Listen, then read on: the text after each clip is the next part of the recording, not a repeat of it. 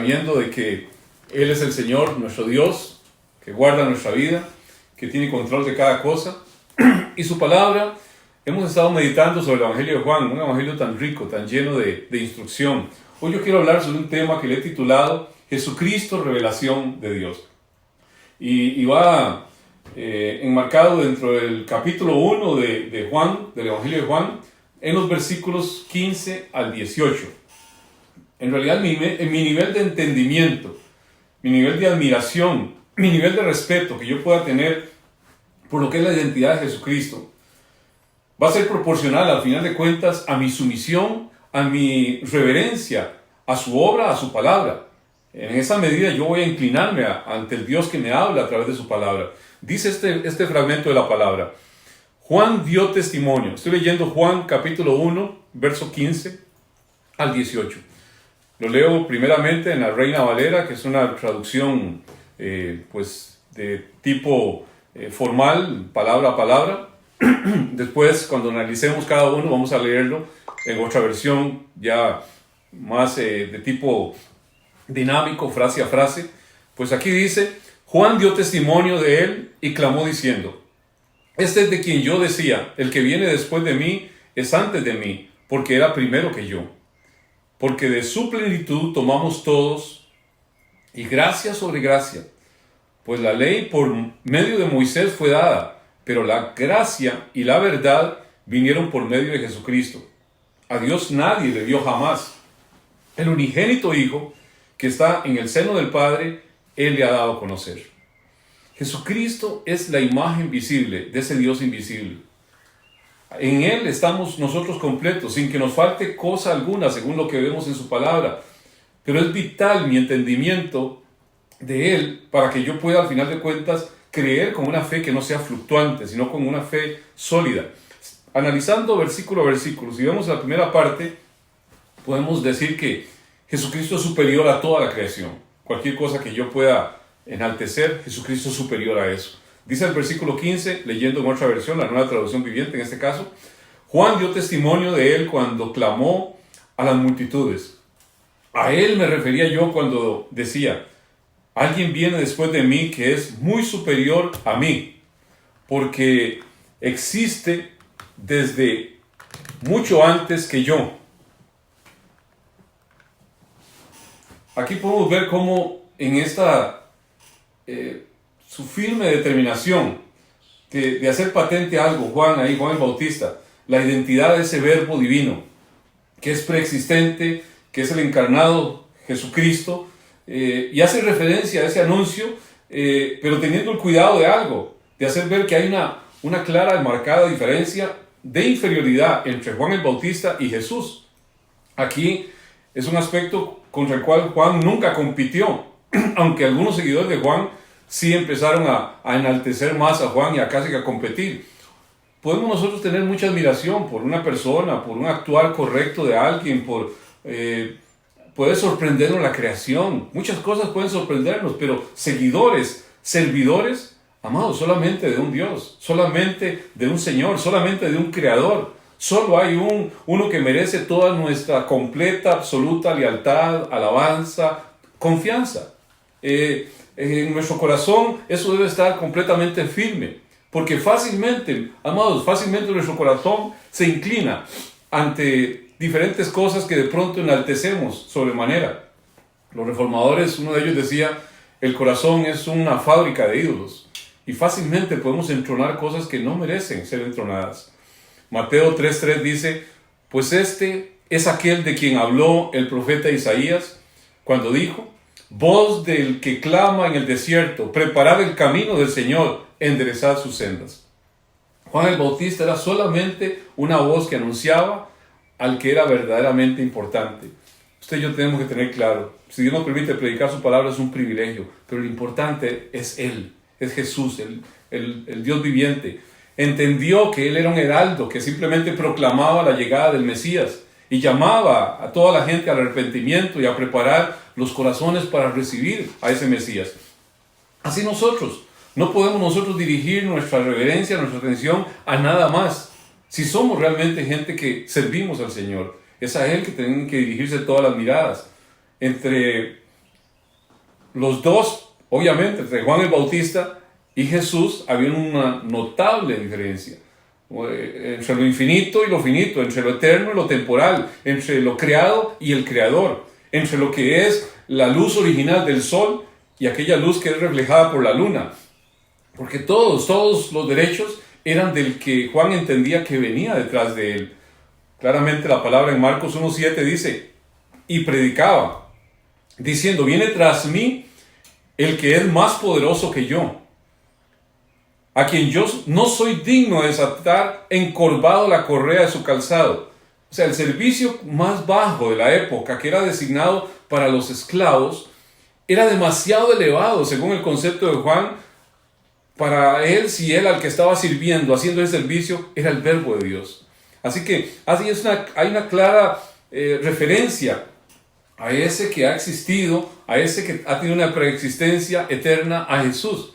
Al decir que era antes que él, acordemos una cosa, Juan era mayor en edad, en el sentido natural, humano, porque era 6 meses mayor que Jesús en su encarnación, pero él entendía que ese era el verbo de Dios. Claramente la palabra nos dice en Juan 8:58, Jesús le dijo, de cierto os digo, antes que Abraham fuese, yo soy. O sea, antes que el padre de la nación judía, antes que el padre de todos los que somos de la fe, en esa promesa, Abraham, era Jesús.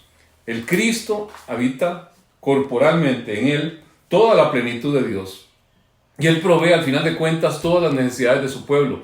Colosenses 2:9 dice, porque en él habita corporalmente toda la plenitud de la deidad. Y vosotros estáis completos en él, que es la cabeza de todo principado y de toda potestad. En momentos como estos que estamos viviendo en este mundo, que no sé qué puede estar usted pensando, el asunto, todo se acaba, todo escasea, hay una incertidumbre, hay un temor, hay una aflicción, pero lo que realmente necesitamos es a Cristo. Lo que realmente necesitamos es a aquel en el cual estamos completos. Colosenses 1:28 dice, a quien anunciamos, amonestando a todo hombre y enseñando a todo hombre en esta sabiduría, a fin de presentar perfecto en Cristo Jesús a todo hombre. O sea, solo en Él estamos completos nosotros. Somos completamente, absolutamente imperfectos, apartados de Él, sin Él. Al final de cuentas es con Él que somos más que vencedores. Y el que realmente vale la pena, realmente hay que enaltecer. Usted puede ganarse el mundo entero, puede obtener todo, pero eso de nada sirve si perdemos lo más preciado, nuestra relación con Él, si perdemos nuestra alma. Romanos 5:28 dice, por quien también tenemos entrada por la fe en esta gracia, en la cual estamos firmes, y nos gloriamos en la esperanza de la gloria de Dios. Es solo por esa perfección que usted y yo podemos obtener por la gracia que es manifiesta en esa cruz de Cristo, que tenemos ahora la posibilidad de ese pase seguro a una eternidad en esa maravillosa gloria en la cual el Señor nos llama a vivir desde ya. Siguiendo analizando la palabra, podemos entender que Jesús es la plenitud. El verso 16 dice, de su abundancia todos hemos recibido una bendición inmerecida tras otra, una tras otra. Es Él, es por Él, que todos nosotros como creyentes experimentamos al final de cuentas esos frutos benditos, esa plenitud, habiendo recibido que gracia sobre gracia, es la palabra, como haciendo una alusión a algo que apenas se está desvaneciendo cuando ya se manifiesta otro favor, que es inmerecido, por supuesto, de parte de Dios para con nosotros. No ha llegado al fin de algo cuando ya tenemos algo más. Es un sentimiento de algo, de un suministro constante o incesante de esa gracia de Dios, de ese favor de Dios. Es un flujo ilimitado que usted y yo podemos percibir cada día si realmente tenemos nuestra confianza en el Señor. Es una fuente de vida, es una fuente de vida eterna. Para todo aquel que definitivamente cree en Él, para todo aquel que se apoya en Él, esta admiración continua de plenitud, de confianza, es la que nos ayuda a usted y a mí a caminar el día a día, en seguridad, en paz. Es la que nos permite a usted y yo caminar. El mundo ofrece aflicción tras aflicción constantemente para el que vive aferrado a esta existencia.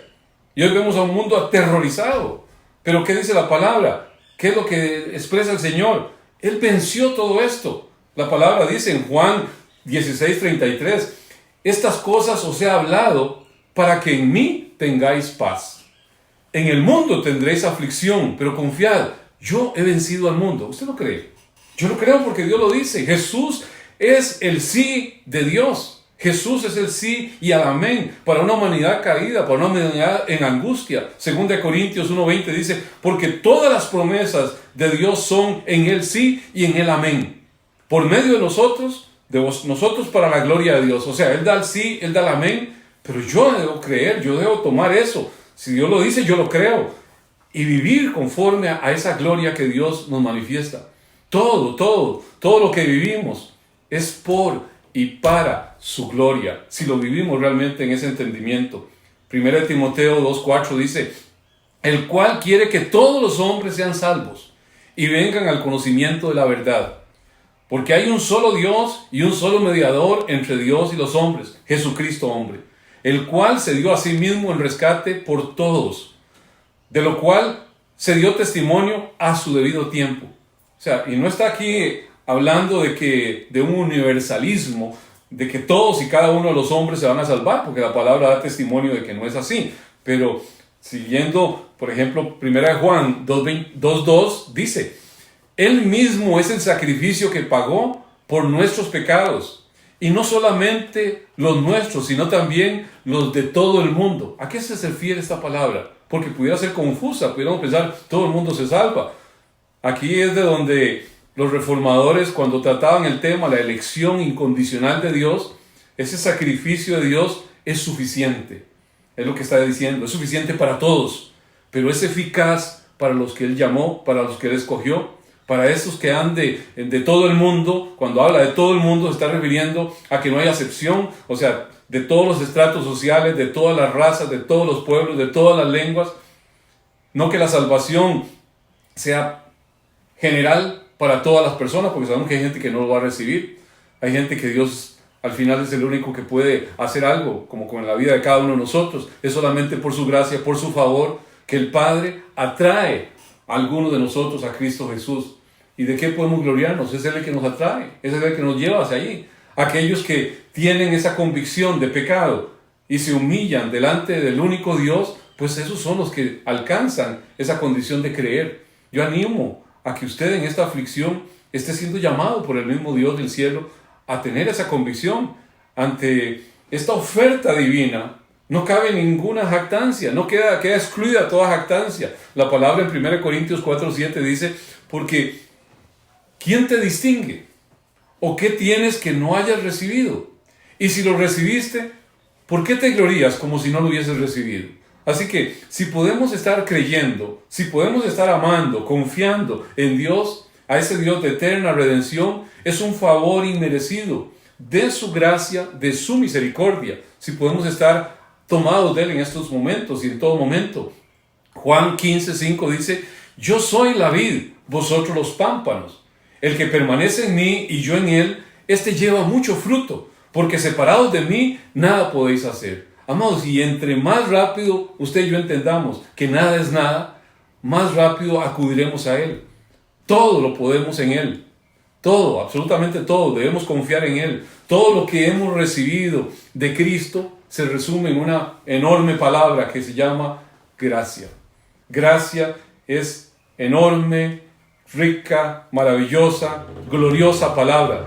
Es el don de Dios, es su don, es su favor inmerecido, o mejor dicho, mejor desmerecido, de la buena voluntad de Dios hacia nosotros.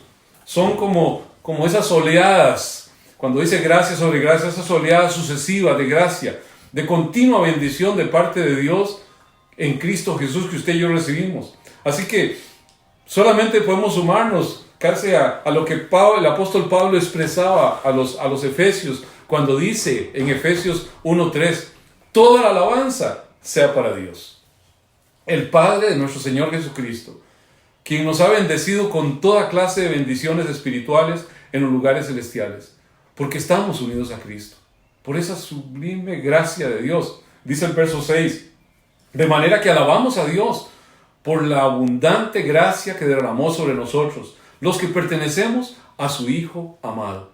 Así que ¿de qué nos vamos a gloriar? Jesucristo es gracia, Jesucristo es verdad. Es como el tercer punto que podríamos ver ahí en el versículo 17. Jesucristo, gracia y verdad. Dice el versículo 17 en la Nueva Traducción Viviente: pues la ley fue dada por medio de Moisés, pero el amor inagotable de Dios y su fidelidad vinieron por medio de Jesucristo.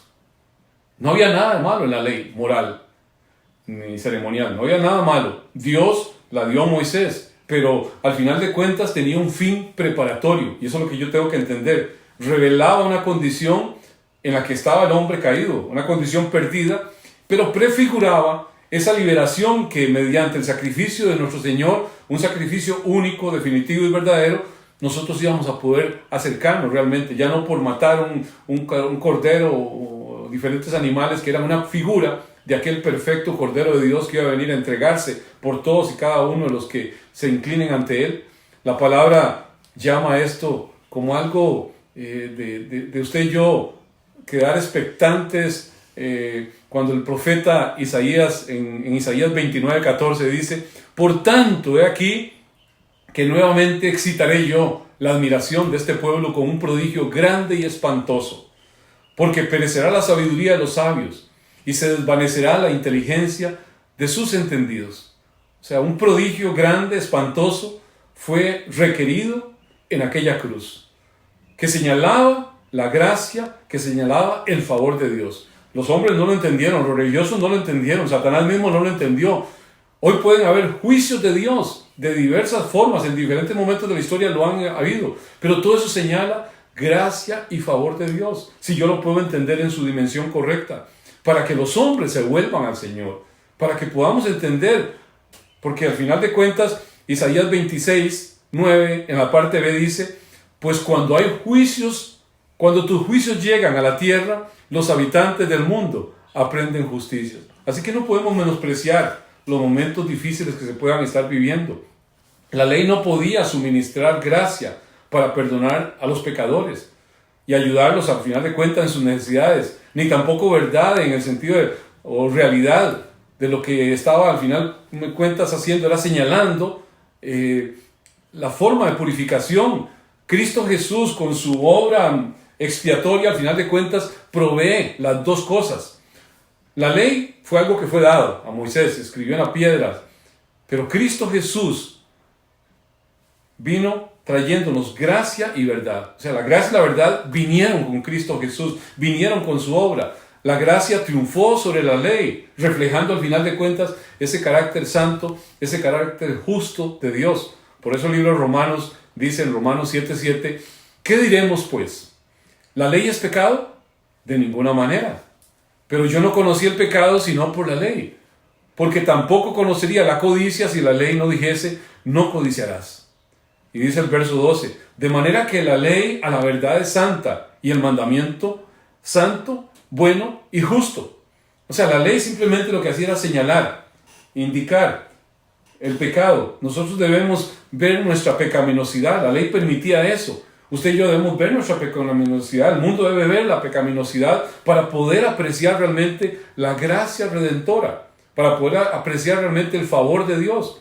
Pero la ley no era un instrumento de gracia, sino que Dios concedió la gracia y el perdón para los pecadores arrepentidos que habían violado la ley, esa ley santa, con base en lo que Cristo venía a proporcionar en su expiación. La ley, al final de cuentas, no salva a nadie.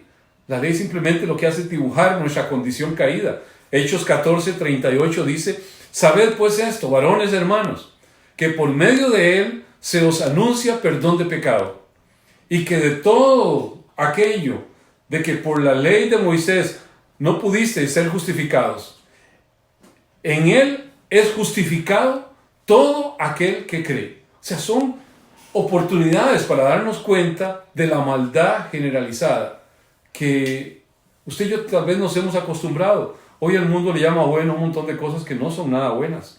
Hoy el mundo llama correcto a cosas que son sumamente incorrectas. Hoy el mundo ha perdido el temor de Dios.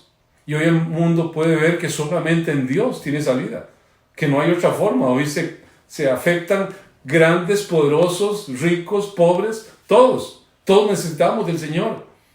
Y tenemos que entender que entre más rápido entendamos nuestra condición, más rápido podemos inclinarnos a ese Dios de verdad. Romanos 3:20 dice, ya que por las obras de la ley ningún ser humano será justificado delante de Dios, porque por medio de la ley es el conocimiento del pecado.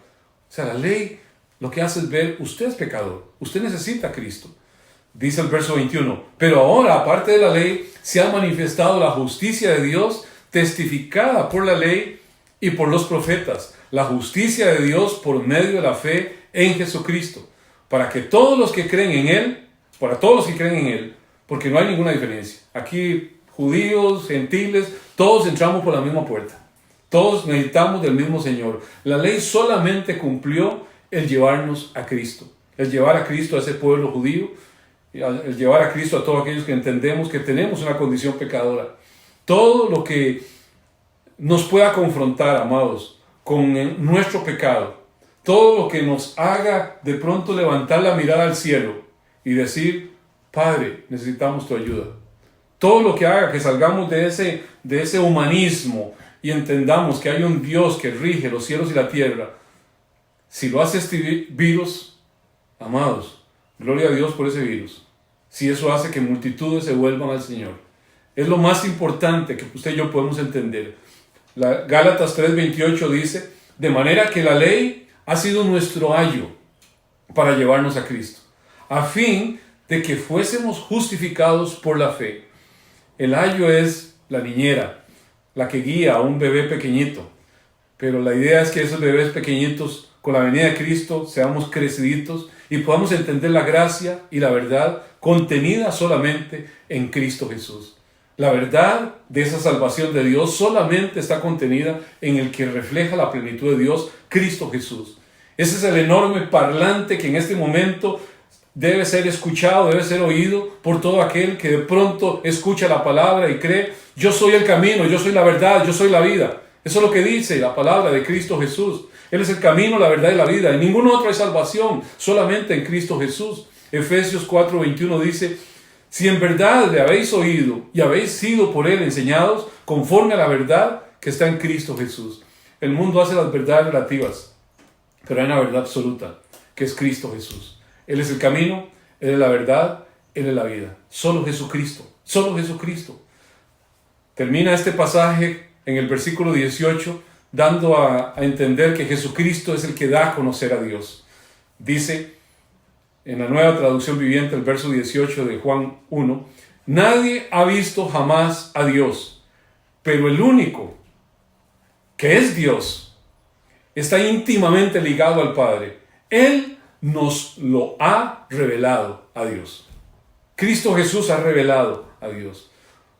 Moisés tuvo una oportunidad, estuvo frente a la manifestación de Dios, pero no llegó a conocer toda esa plenitud de Dios.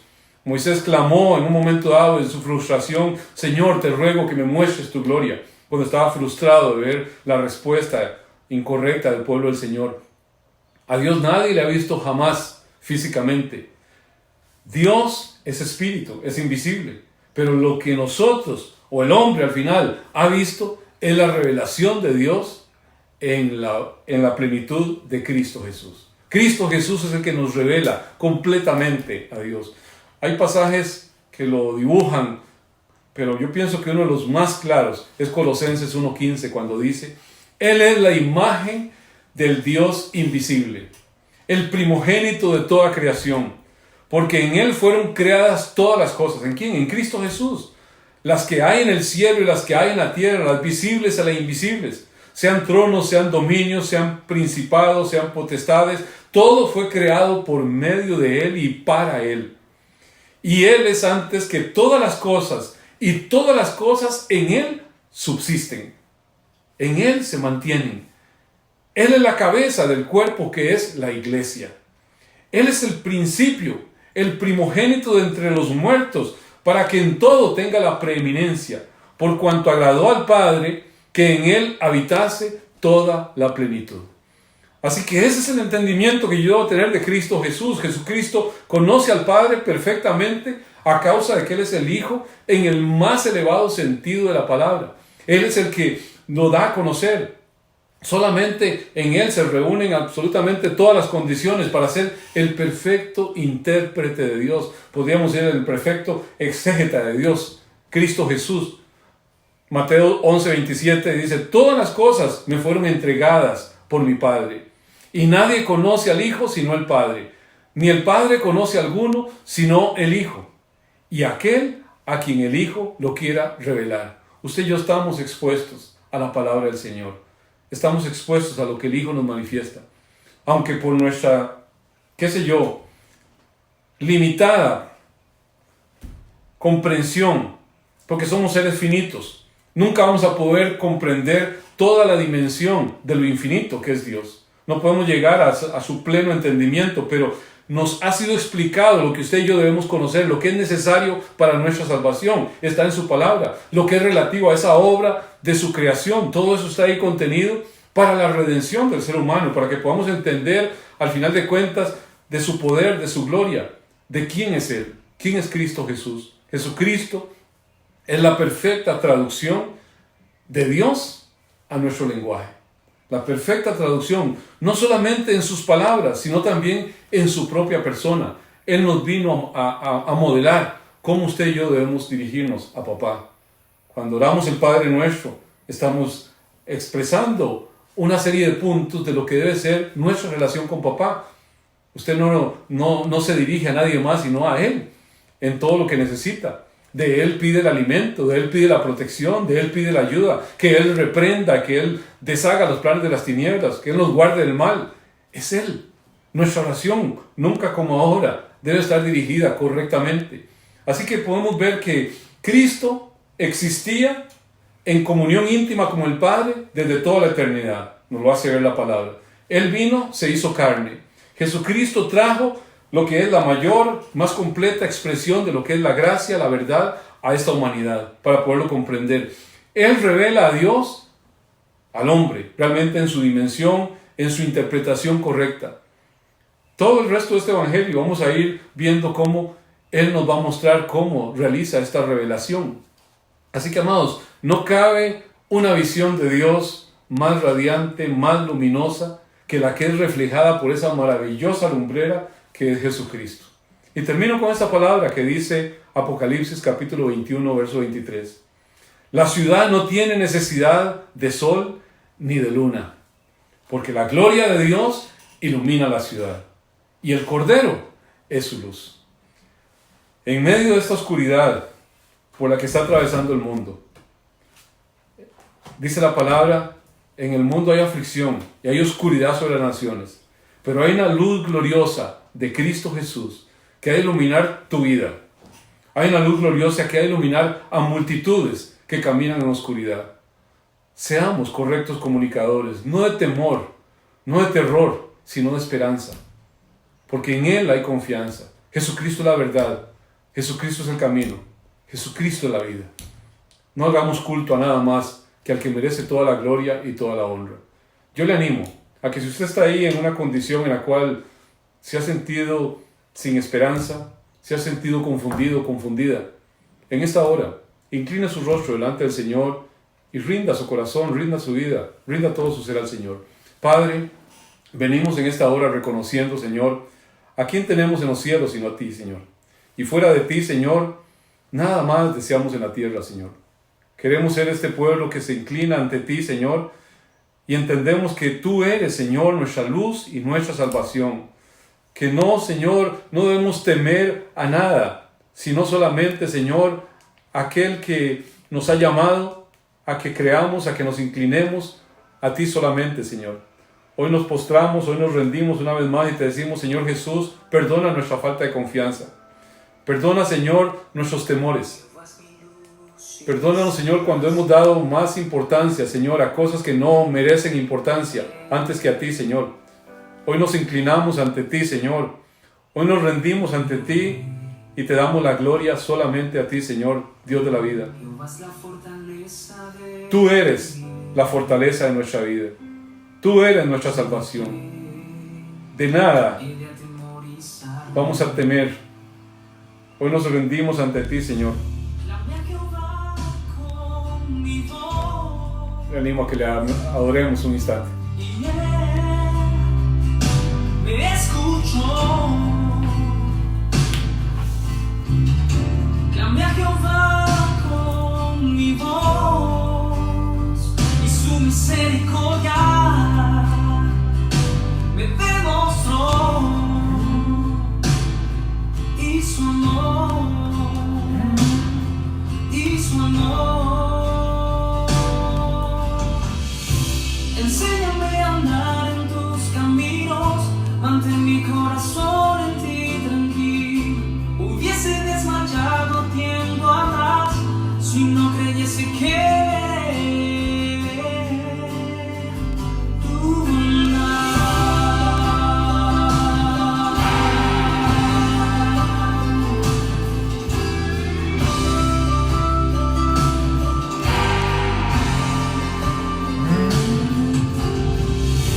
Jehová es mi luz y salvación. Señor, ¿De quién temeré? Jehová es la fortaleza de mi vida. sí, Señor. ¿Y yo de quién he de atemorizarme? Clamé a Jehová con mi voz. Señor, a ti clamamos nuestra voz. Y Él me escuchó. Gracias, Señor. Clamé a Jehová con mi voz. Clamamos a ti, Dios de gloria, Dios Y de su bondad. misericordia Tiene tu misericordia. me demostró. Gracias, Señor. Y su amor, y su amor. Enséñame a andar en tus caminos, mantén mi corazón en ti tranquilo. Hubiese desmayado tiempo atrás si no creyese que tu bondad.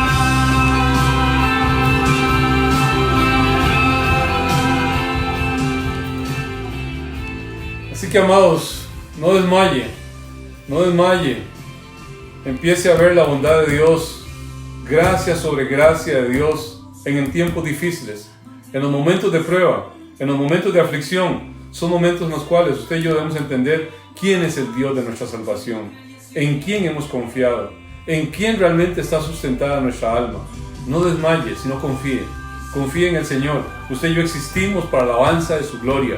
Y eso tenemos que vivirlo, tenemos que creerlo, tenemos que exaltar en todo momento a ese Dios que nos ha dicho, estad quietos y conocer que yo soy Dios. ¿Usted lo cree? Yo lo creo. Yo creo que podemos estar quietos en medio de la tormenta. Amén. Yo quiero animarles a que ustedes sigan todas las comunicaciones que estamos permitiendo que lleguen. Quiero recomendarles el estudio bíblico, por cierto, que se está haciendo a través de animaciones. Se está haciendo un estudio sobre el libro de Apocalipsis, muy mal entendido muchas veces, pero que nos va a ayudar a entender muchas cosas en el tiempo presente. El anciano Minor Mora está haciendo un trabajo excepcional en esto. Yo les invito a que ustedes pues lo sigan allí en la página de YouTube. Él va a estar presentando estos estudios bíblicos y pienso que pueden ser de gran bendición en estos momentos. También les animo a que no dejemos de apoyarnos unos a otros. No dejemos de contribuir, no dejemos de dar para poder subsanar esas necesidades que desgraciadamente se van a presentar a muchos que no tienen el ingreso permanente que tal vez usted pueda estar teniendo. Ahí es el momento de compensar, de apoyarnos, de estar juntos unos y otros. Así que, amados, les bendigo en el nombre del Señor, conforme Él dijo, así bendecirás a mis hijos, declararás mi nombre sobre ellos y yo los bendeciré. Que el buen Dios del cielo sea el que bendiga su vida. Que el Señor nuestro Dios te bendiga y te guarde. Que ese buen Dios haga resplandecer su rostro sobre ti y tenga de ti misericordia. Que ese buen Dios alce sobre ti su rostro y llene tu vida, llene tu casa, llene tu corazón de paz. En el nombre del Dios Padre, del Dios Hijo y del Dios Espíritu Santo. Se les ama mucho, amados. Amémonos, cuidémonos unos a otros, quedémonos en casa. Hagamos caso a nuestras autoridades. Esto va a pasar. Hoy estaríamos celebrando la Santa Cena en la iglesia. Habrá un momento donde vamos a hacerlo con tremendo gozo y alegría de ver qué lindas oportunidades a veces no aprovechamos. Así que disfrutemos este tiempo en familia, orando y dando gloria al Señor. Dios les bendiga. Se les ama mucho a todos.